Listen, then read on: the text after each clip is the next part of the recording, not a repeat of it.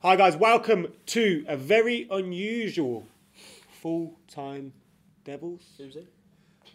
I'm not sure, he's definitely not the king though. Anyway guys, I'm with the REDMEN TV and of course Stephen Howson. We are gonna preview Manchester United versus Liverpool Sunday at 1:30 and I cannot wait. Guys, how are you feeling ahead of the game? Yeah, good. First and foremost, thanks very much for having us. No problem. Have we made you feel at home with all this shit on the walls?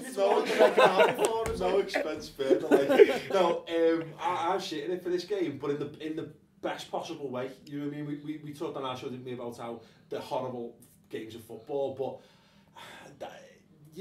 the big games, they're what you live for in football, aren't they? And they are horrible, but that means that the rewards, if you manage to get a win, are that much sweeter. So can't wait for it. Chris, feeling confident? Confident enough to predict the win, but really no, not at all, mate.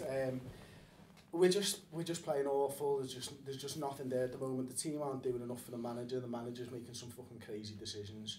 So, in short, no, not confident at all. Do you think this could provide us something that could possibly spur the team on to become a turning point in the season for you, or yeah, but then could it just get worse? 4 games as well, to be honest, we've hit rock bottom, and then I was like, yeah, this is the fucking turning point. If we get through against Basel, we're in the Champions League, we can forget about it. Nah, that didn't happen, did it? We were turgid. I would like to think that this is a bigger game than Basel for the Liverpool players. It's got to be. It's the biggest game of the year for us. And so, yeah, there is a platform to go on and do better for them. Look, no one wants to be in the Champions League. You don't want to be in the Champions League. We don't want to be in it. We don't want to be in it either. It's obviously it's an overhyped competition. We've got. Who wants to travel to Europe in November and December? It's rubbish. not going to stop. No. Didn't enjoy going to Madrid. No. You've got to economise, haven't you? You know what I mean? And the tickets for the Europa League are going to be cheaper, Yeah, we get to play on a Thursday. But you're just going to have to travel to Timbuktu or somewhere. ITV4's a very Always Russia, TV innit? The Russia channel, get like 20 slots for the Europa League because everyone gets a Russian team, don't they? Everyone, you get a Russian team, you get a Russian team, everyone gets a Russian team. I've had enough of Andy Townsend, and I want third-rate commentators to be talking about. You've had enough of Andy Townsend. Did you hear him? Well, you obviously never heard him. You at the game. You can't get enough. He was celebrating and he hadn't even scored. Howson, how are you feeling ahead of the game? Right, Obviously, we've won 5 in 5, albeit not the best football at the moment. But we've won 5 in 5. That's the turnaround that we had from the early part of the season where we was playing well and not getting results. Now we're getting results and not playing well. I'll take this for a little while until everything kicks in and all the injuries get back. 43 injuries. And counting. What, at the minute? No, that's How big's your squad? the total for the season. Exactly. That's the total for the season. 43 injuries. Wow. People are blaming Van Gaal.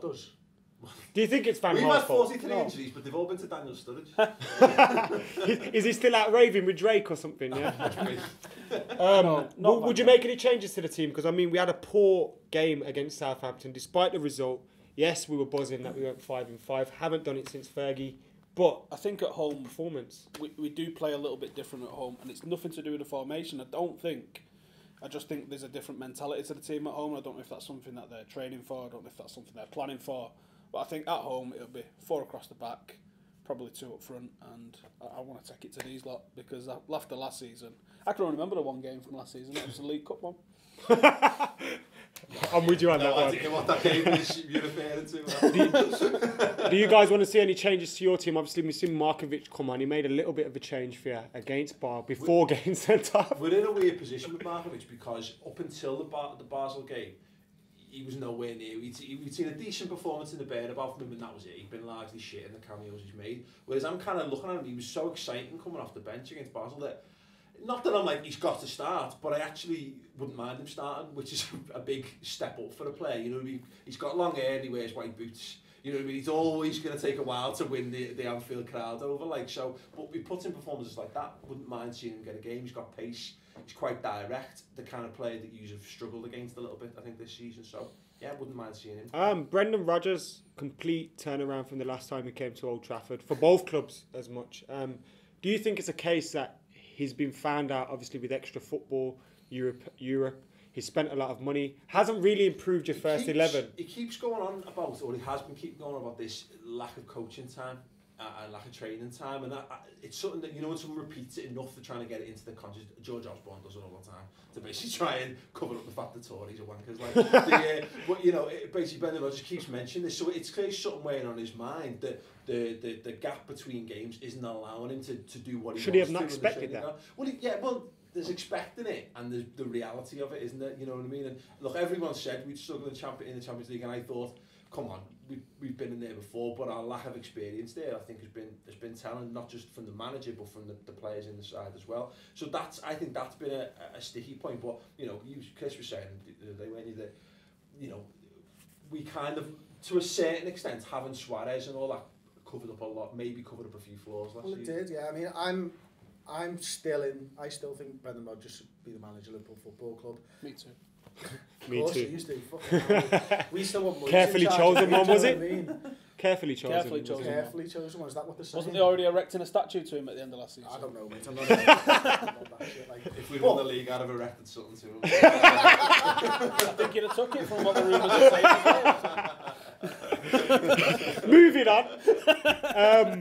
Hassan, who are you fearing the most from Liverpool? I know, you know, they're coming into it on the back of a bad run, but all form goes out the window, surely.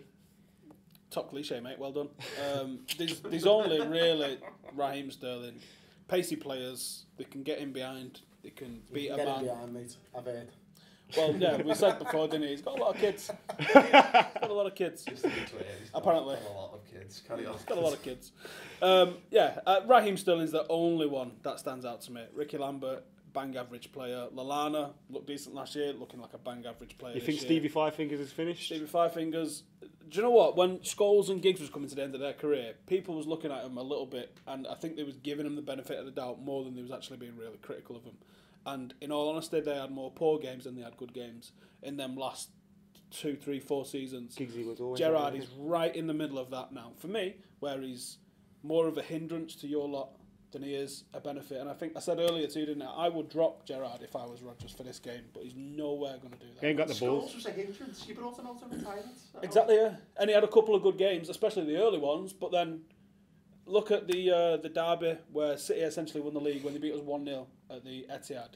Yaya Toure was just bombing past him like he wasn't there. Yeah. And people forget that because they look at the header he scored at the last minute a couple of seasons before, they look at some of the plays and some of the balls that he's done and they go, oh, Paul Scholes is fantastic. No, you're right, Steven Gerrard at 34 years old shouldn't be as integral to the Liverpool side as he is. That's a sad fact of. Is that where Rodgers is missing it as a manager? Because he's not got the stones to just say, get out. We've had 5 or 6 years, which has been coming. You know what I mean? Steven Gerrard's not eternal. He's never going to be. I mean, unless they were holding out for him to be the fucking Highlander or something. But when like you pull the trigger, someone's got to make that decision. Fergie's Yeah, pretty good. Hey, that's for another video. Moving on. We've got, obviously, who are you fearing the most for Manchester United? Who do you think you need to watch out for the most? Who's the top 5 you're fearing the most? I don't even know half the names of your players anymore. Apart from, I don't know. Who do you fear? RVP, just because he's dangerous when he gets the ball in the box and he is a goal scorer. But, you know, I've watched a little bit of United, but Herrera is the one that makes them tick. So, top 5, I couldn't name the other 3, to be honest. Cool. Predictions, lads. Come on. 2-1 to us. 3-1 Liverpool. Not predicting a defeat, ever. Certainly not on this channel. I'm predicting me and you're going to be bouncing up and down outside, filming a video afterwards. That's all I'm predicting. Yes. Buzzing. Don't care what score it is, as long as we've just... I'm predicting a total reverse from last season, 3-0 United. So it looks like 2 people are going to be very wrong and very upset. Anyway, make sure you subscribe to REDMEN TV if you want to. Get your comments in below, get your predictions in, your 11s. Who do you fear most from Liverpool? And yeah, subscribe to Full-Time Devils. See you later. Liverpool at the weekend, we'll slip straight into it. Paddy McNair was taken off after 39 minutes against Southampton.